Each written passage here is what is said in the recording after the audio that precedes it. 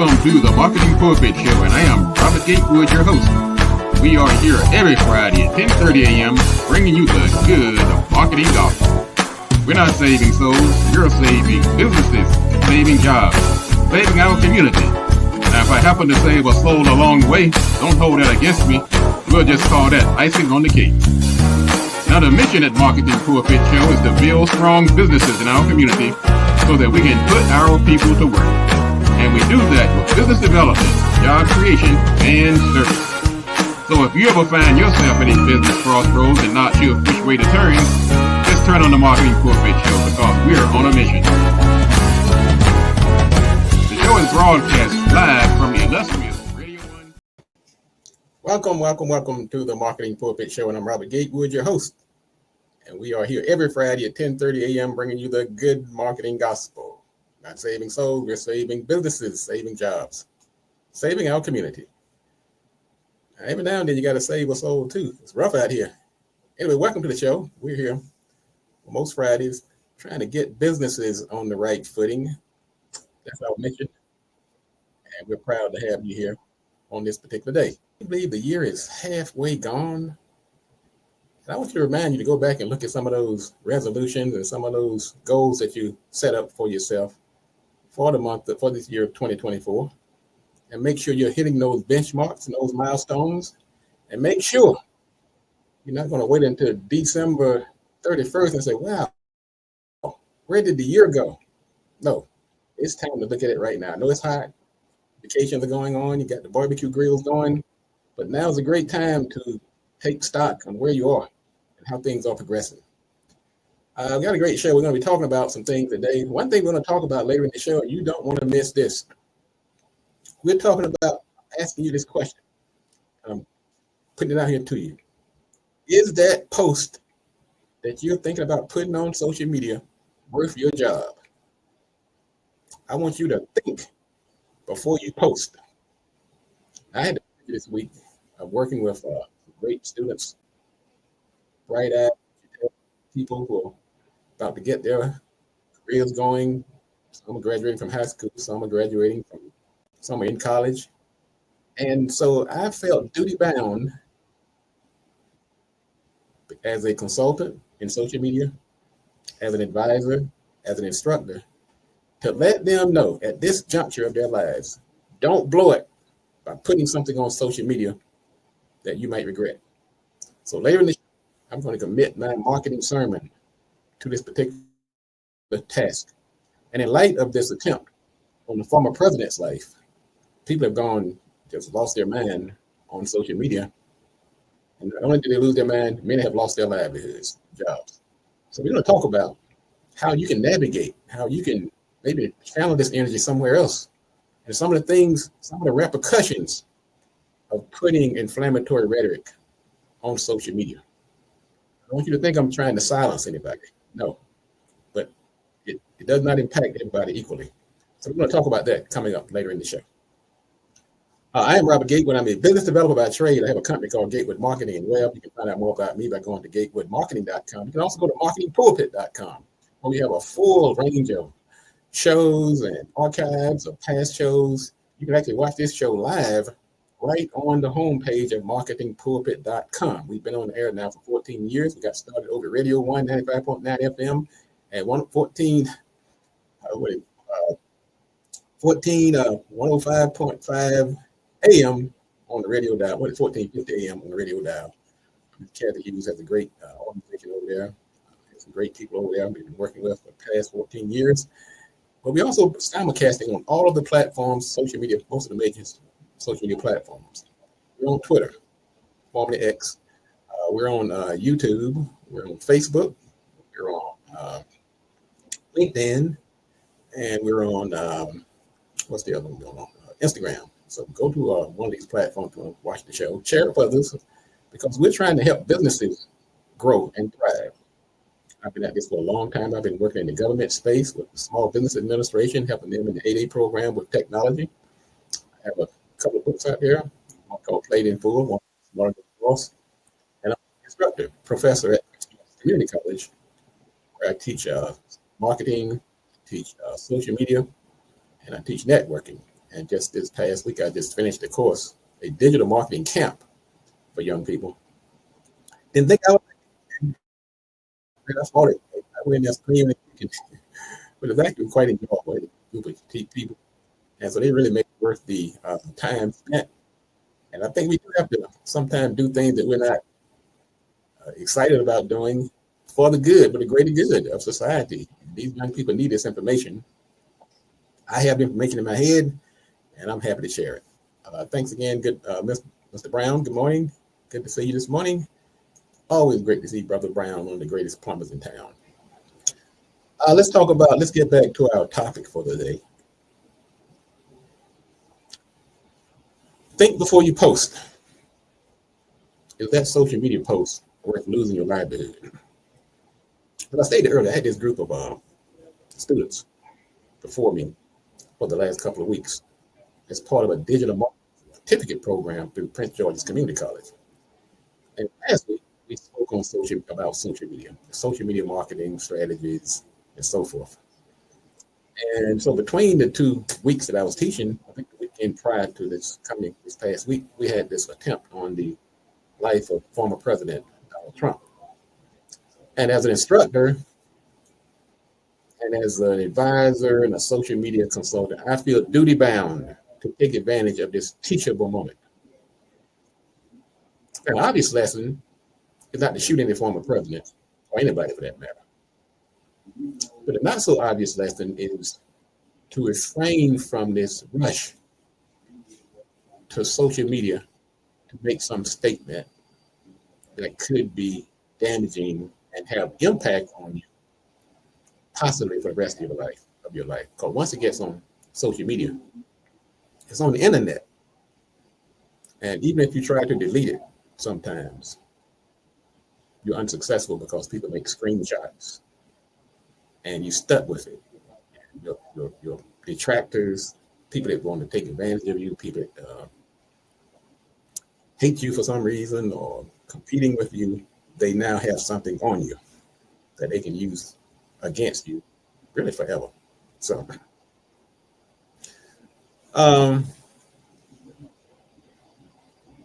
now this social media is a blessing and a curse. I always use the statement, use social media, don't let it use you. I stated that very emphatically during this past week as I was teaching these young people. But this is something I want you to think about, because people give me this pushback. Some people are like, shoot, such and such a person did it, Remember this, not everyone is impacted by social media equally. Just because one person can do it and walk away unscathed does not mean that you will have the same fortune. The other person might be self-employed, they could be $1 in the bank, they could be an influencer, they could be homeless, they could be not worried about life, minor responsibilities. They're not going to be impacted the same as somebody like someone who has a 9-to-5 job, working for the government, has a family, trying to get promotion, maybe applying to law school or medical school, military academy, or trying to get into government agency. They may have a mortgage, a car, a baby. So don't compare yourself with somebody else who may be doing something like that. Their situation might be totally different than yours and will be impacted differently. So here's some reasons why it's not advisable to engage. I'm not saying don't say what you feel. I'm just saying don't put it on social media. It could damage your reputation irreparably. When someone posts controversial or harmful content on social media, it can damage your professional reputation. Employers, colleagues, potential clients may see that post and feel differently and may be totally turned off by your careless statement, which you may not feel careless, but they may. So it's a matter of opinion. If you're not sure, just don't do it. There's the possibility of loss of opportunity. You may express risk future opportunity when it comes to employment, contract bids, acceptance in the institutions of higher learning, such as law school, medical school, police academies, military. And you also risk being terminated or denied advancement in your current job, as we so vividly saw in those 5 instances that we just went over, where people actually lost their job. These weren't like high-paying influencers. These are regular Joe Blows and Sues out here trying to make a living. Something you may not have considered is that there may be legal consequences. You can't defame people. You can't use such inflammatory language that it could lead to legal repercussions. Hate speech, threats, discriminatory remarks can lead to lawsuits, fines, and even criminal charges. And if it's a presidential candidate or sitting president, don't be surprised if you get a visit from the Secret Service, as a young lady in Mississippi discovered, the one who was working on a congressional staff. Also, we don't live in a vacuum. By sprouting this controversial rhetoric, you impact the lives of others. You can cause people actually physical harm by getting people excited and worked up. And something you may not have considered is that your inflammatory rhetoric could impact the people in your social circle, such as your family members. You have children out here who are trying to make their mark in society. You have employers, you have friends, you have neighbors. All of a sudden, all this weight is coming down on you, and it spreads out. The guy that took the shot at his family, the first thing they do is go to your house, and they turn your house upside down, see what's going on. Now, they might not do that over making inflammatory remarks, but there are repercussions to those around you when you draw that kind of attention to yourself. So it's called guilty by association. They say, well, if he feels that way, then his family must feel that way. If his dad feels that way, the daughter must feel that way. So keep that in mind. And let's not overlook your own personal safety. Some people actually harass you, and some of these folks will actually come to your door. It's very easy now, unfortunately, due to technology, to find out where people live. You're posting things with your license tags in the view of the camera, your house address on the backdrop. So you want to consider your personal safety and that of your family as well before you start making these kind of remarks. And there are ongoing, lifelong possible repercussions. When you post something on social media, it is on the internet. It could be there forever. You might not even feel this way a week from now after you said it. You may have just been having a bad day. You could have been worked up with a crowd of people, had your phone out, computer's right there in front of you. I'm mad.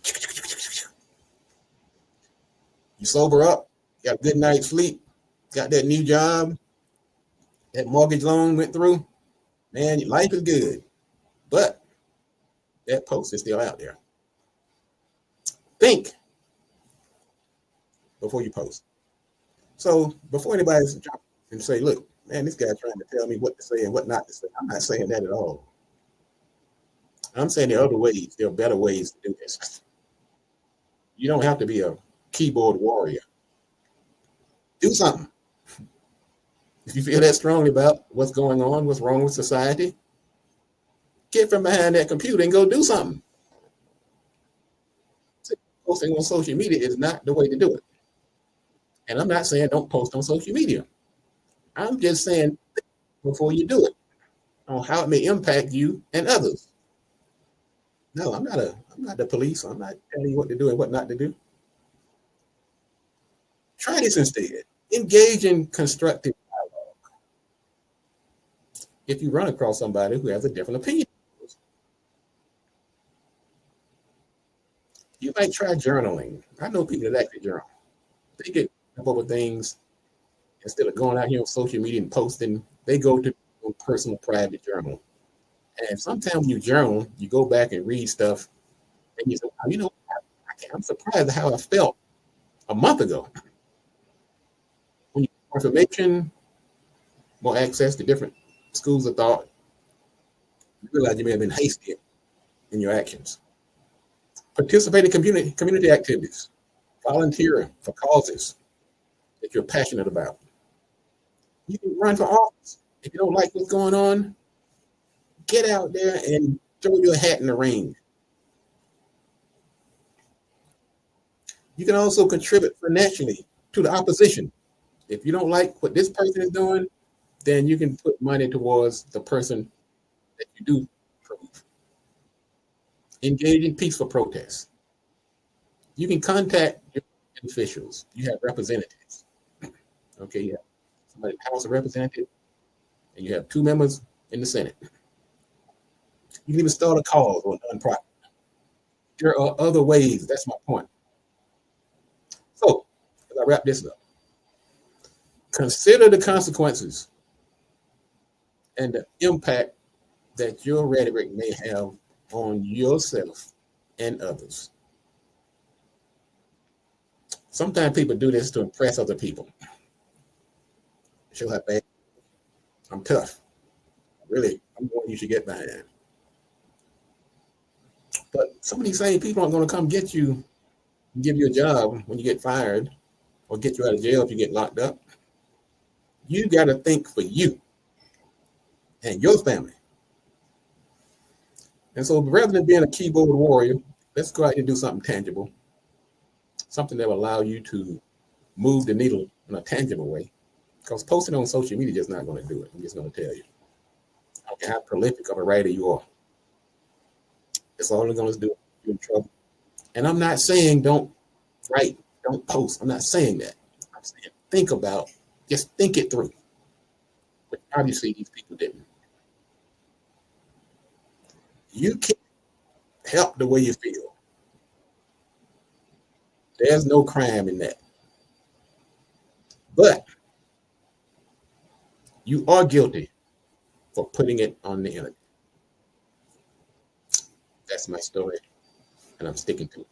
Thank you for the feedback. I see a comment from Patricia. So true. I'm constantly preaching this same sermon to my students. My daughter works in HR, and it matters what you post, especially when you're looking for a job. You're hearing it from a teacher out here. So she's giving some balance to all these teachers that got fired for posting things on the internet that they should not have. So thank you, Patricia, for chiming in. And like I say, if you have some young people in your charge, share this show with them. Or just write in your own words, or speak to them in your own words. Tell them to think before they post. This is not about the president's race. This is not about politics. This is about protecting your future. Because once it's on the internet, it's there forever. Folks, I'm going to thank you again for tuning in today. This is the Marketing Pulpit. I'm Robert Gatewood, your host, and we are here every Friday at 10:30 a.m. bringing you the good marketing gospel. Don't forget to put your name in the business directory by going to mpi.bz. I'm going to marketingpulpit.com. And as always, as we close the show, I would like to say this. If you want to be successful, you have to do these 3 things. Do the right thing, do it at the right time, and you have to do it right. Enough talk. Let's get out here.